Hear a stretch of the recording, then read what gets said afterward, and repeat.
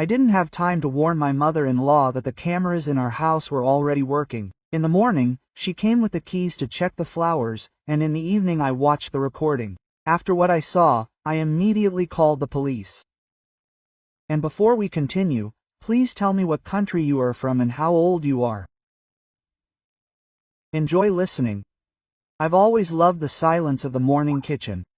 The whistle of the kettle, the steady light from the window, the quiet rustle of the refrigerator.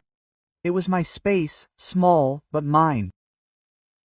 Igor laughed that I measured peace with spoons of sugar. I smiled and put in 2. It tastes better to me that way. 6 months ago, small things started disappearing. Either 5,000 from an envelope for repairs, or a gold earring from a pair, or a flash drive with copies of documents. No break-ins, no traces. Maybe you put it away and forgot about it? Igor asked cautiously. I was angry at the question, but kept silent. We installed cameras, a simple system for ourselves. A month later, the power supply burned out. The repairman promised to come in a few days and then put it off. So the system sat there, like a dummy. Yesterday, another repairman finally arrived, a colleague recommended, saying, "At least this one finishes everything." He replaced the unit, set up the recordings, and showed me how to view the archive from my phone. I asked 3 times. I wanted everything to work perfectly.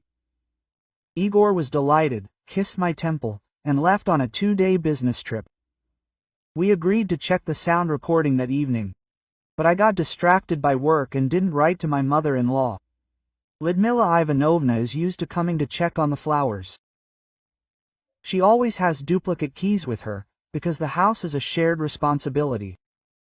Before, I turned a blind eye. Burning flowers is not a crime. But after the earring went missing, I wanted to know everything for sure. That morning, while I was cooking oatmeal, the doorbell rang once. Quietly, like a familiar signal. I peered through the peephole.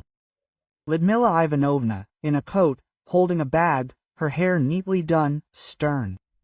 She opened the door. "Oh, don't be scared," she said cheerfully. "I'll just be a minute. I feel sorry for the flowers. The leaves on the windowsill have withered.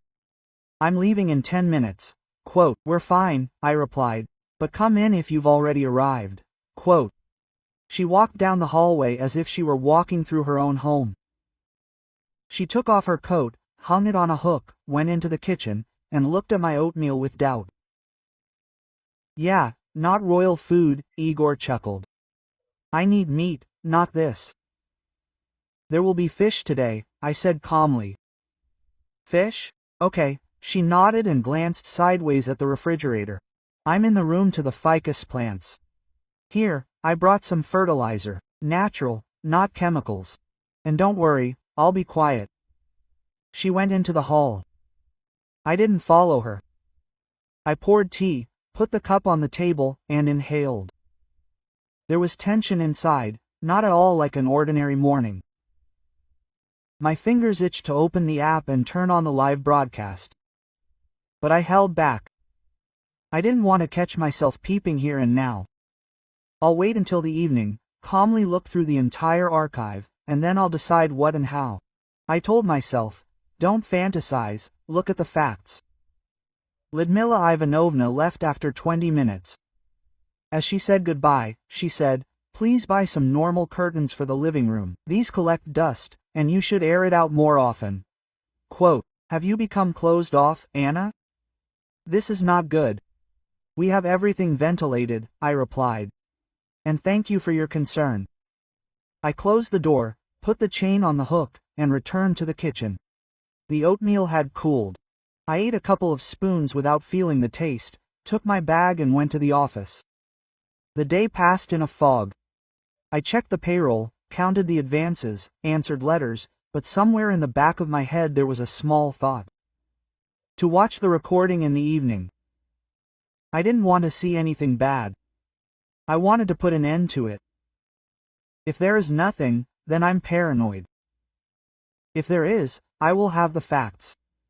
Igor called at 5 o'clock. "How are you?" "I'm in Samara. Everything is fine. I'll be back tomorrow evening. Don't be bored."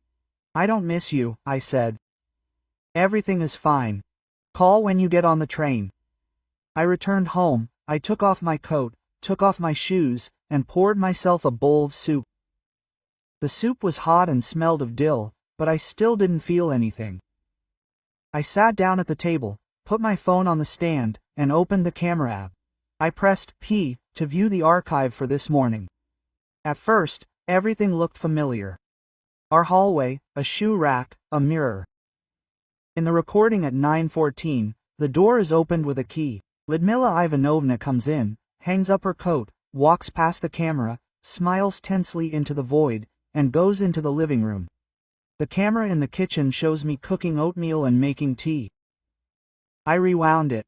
I didn't want to look at myself. Then the living room.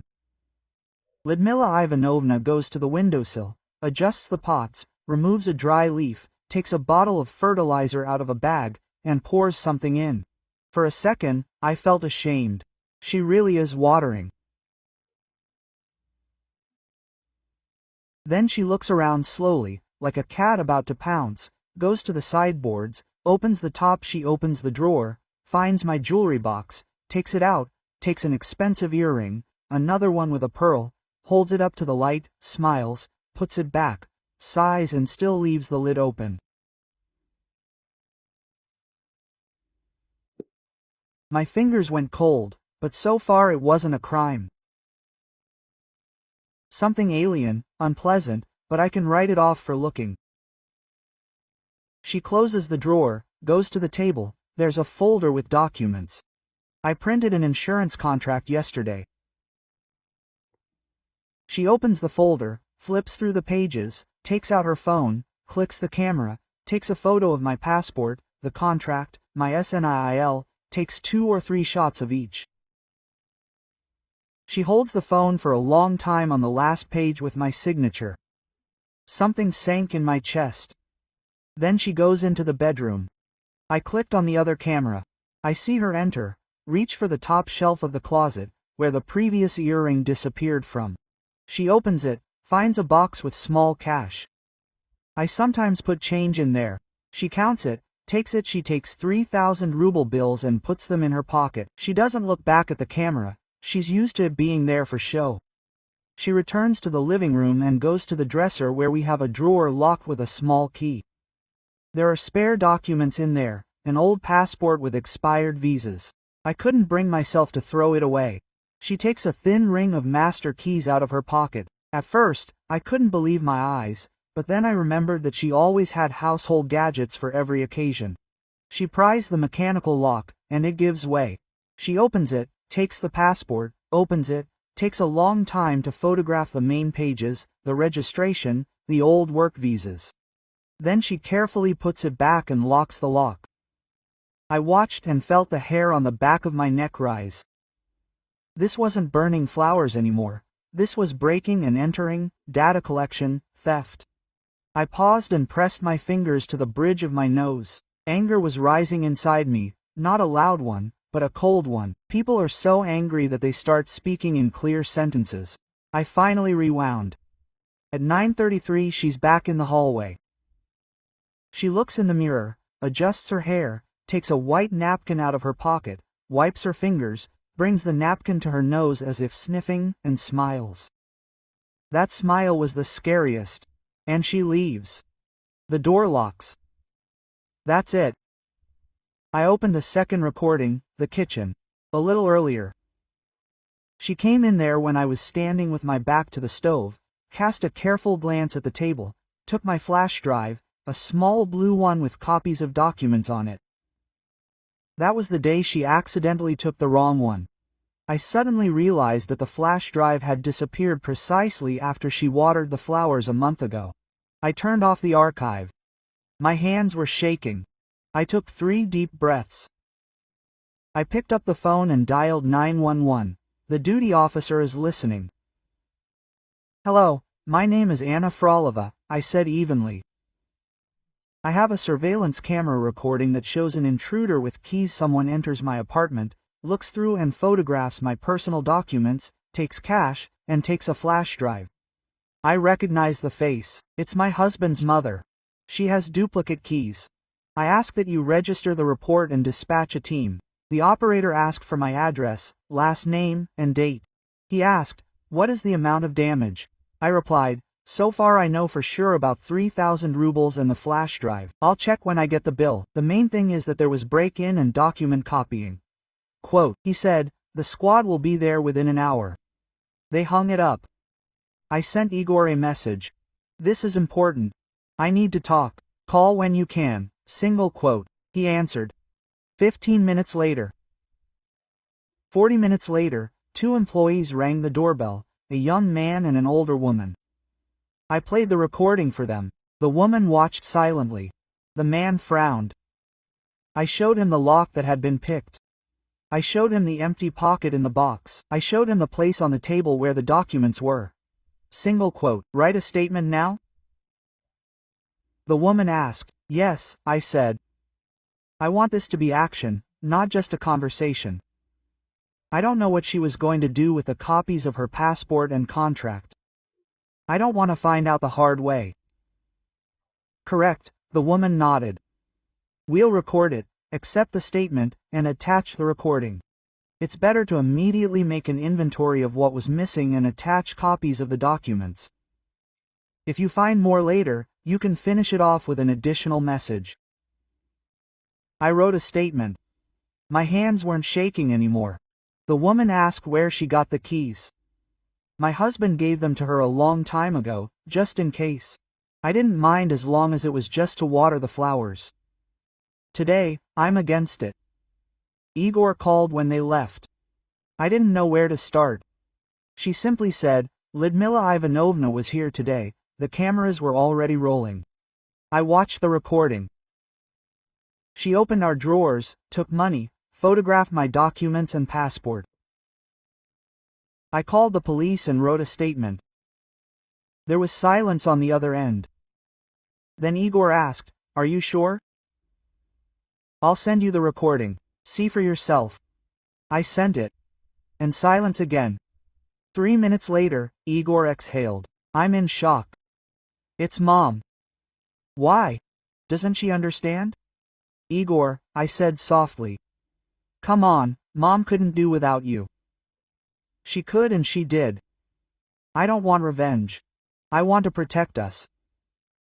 If she has copies of my documents, she can open microloans, get a SIM card, access my personal accounts. I won't allow it." "I'll come today," he said. "I'll reschedule the tickets." "Come tomorrow as planned," I said. "You're angry and confused now. It's better if you arrive calmly. I'll do everything. I'll change the locks, set up notifications for banks and government services, freeze possible transactions. And yes, I filed a complaint. I won't withdraw it. I need the paperwork." He wanted to argue, but he gave in. "Do as you see fit. I'm with you." I called a locksmith. He arrived late at night, quickly changed the lock cylinder, and gave me 2 pairs of keys. I signed the document, put a copy in a folder, called the bank, blocked the reissuance of cards without my presence, set a password for the hotline, logged into GoSusluggy, enabled double login verification, changed the passwords everywhere I remembered, and sent Lyudmila Ivanovna a short message. Quote, "As of today, your keys are invalid. Visits to our apartment are only by prior arrangement and in our presence." The answer came a minute later. "Ah, so that's how it is. So my daughter-in-law decided to tear her son away from his mother. She set the police on me. I did everything for the sake of my family. I'll tell Igor to think twice about who he's living with." I put the phone face down and cried for the first time that day. Quietly, without sobbing. I didn't want a war. I wanted respect, but it seemed there was no other way. The next morning, the police called. "The statement has been accepted, the materials have been attached. The local police officer will contact you for an explanation. The person has been identified and invited." I said thank you. I like this dry precision, like in the reports. Igor returned in the evening, tired, with dark circles under his eyes. He hugged me in the hallway and didn't let go for a long time. "I watched the recording 3 times, he said. "I want to simultaneously run to her and ask why and not see her at all. I don't know how to live with this. You have to live with this like with any facts, I answered. Calmly. You're not a child who was told, Mom is bad. We are adults, we have boundaries. She violated them, we restored them. She will say that it was you who arranged all this. Igor smiled bitterly. Why are you driving a wedge? I'm not driving anything, I said. I'm pulling nails out of our door. He nodded. We sat in the kitchen and poured tea. Igor held the cup for a long time, as if warming it with his hands. Anna, he said suddenly. If you decide to follow through, I'll be there, even if Mom doesn't talk to us. Quote. But can I? He hesitated.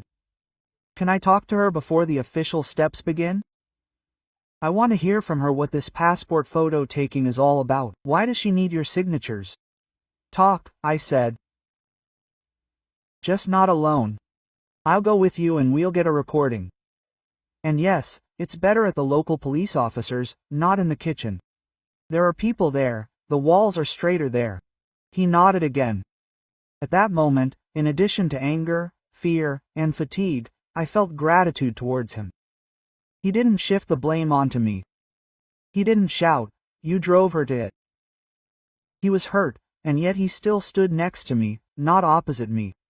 The conversation at the local police officers was short. Lyudmila Ivanovna held herself straight and cold. She sat on a chair as if it weren't a police office, but a living room in her house. Quote, I didn't steal anything, she began. I took those 3,000 for groceries and was planning to return them. And anyway, this is our family money. I tried so hard for you, after all. I checked everything, took pictures of documents so they wouldn't get lost if anything happened. I have a good memory. But who knows about your Anna? Mom. Igor could barely contain his voice. You took money without permission. You went through our drawers without asking. You took a picture of Anna's passport. Why? She looked away for the first time. I wanted to have something just in case Anna suddenly left you, so I could protect you. Women are like this these days. I love you today, but tomorrow you can go. I won't let you end up with nothing. And you thought that with a copy of my passport you could, for example, take out a loan in my name and say it was me? I asked calmly. Or make a SIM card and read the correspondence, or just keep us on a leash. That's protection. She turned sharply to me. This is called a mother thinking 2 steps ahead. And who are you? You're not my daughter. I didn't choose you. And I don't claim to be, I answered. I'm your son's wife, an adult. I have a home, a job and documents, and I have the right to boundaries. What you did is a crime. But even if there were no police, it would still be wrong. Enough, said Igor. Mom, we changed the locks. You no longer come to us without calling and without us. The keys need to be returned. Quote, and yes, we do not withdraw statements. I want this to remain on paper, so that even the thought that this is possible never again arises. Lyudmila Ivanovna sat and was silent. Her face turned stony. Then she stood up, took a bunch of keys from her bag and put them on the table. Do as you wish, she said dryly. I don't live by other people's rules. And you shouldn't, Igor said. Live by your own, just not in our apartment.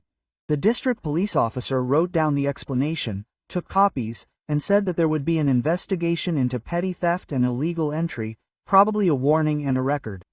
I knew that prison wasn't what awaited us. A low-profile case.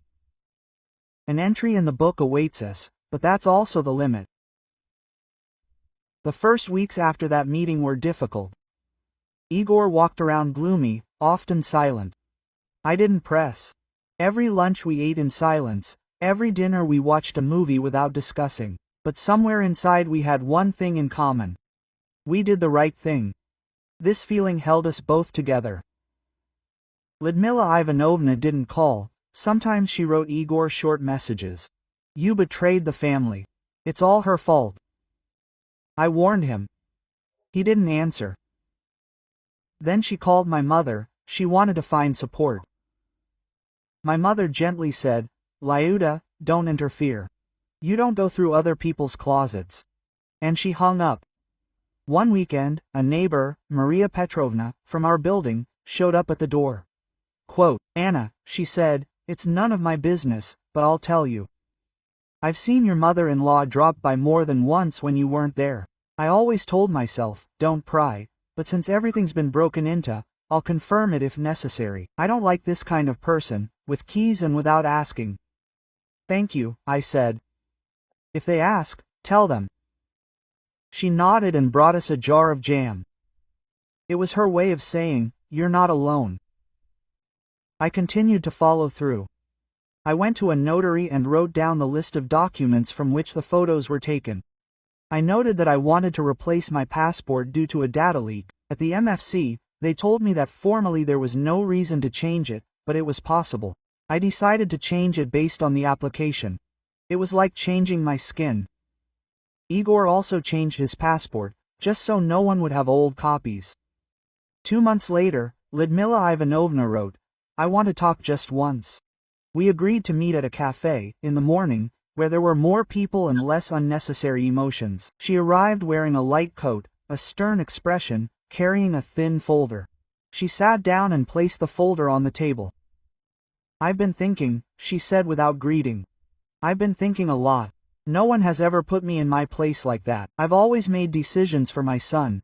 I don't believe you're a good wife, but that's none of my business anymore. Mine is to stop behaving like a boss in someone else's house. I'm not asking you to withdraw your resignation. Don't ask me, I'll get over it. I'll bring you a flash drive and earrings. And I've already returned the keys. I made a deal with myself. I'll only come to your house by invitation, if you invite me.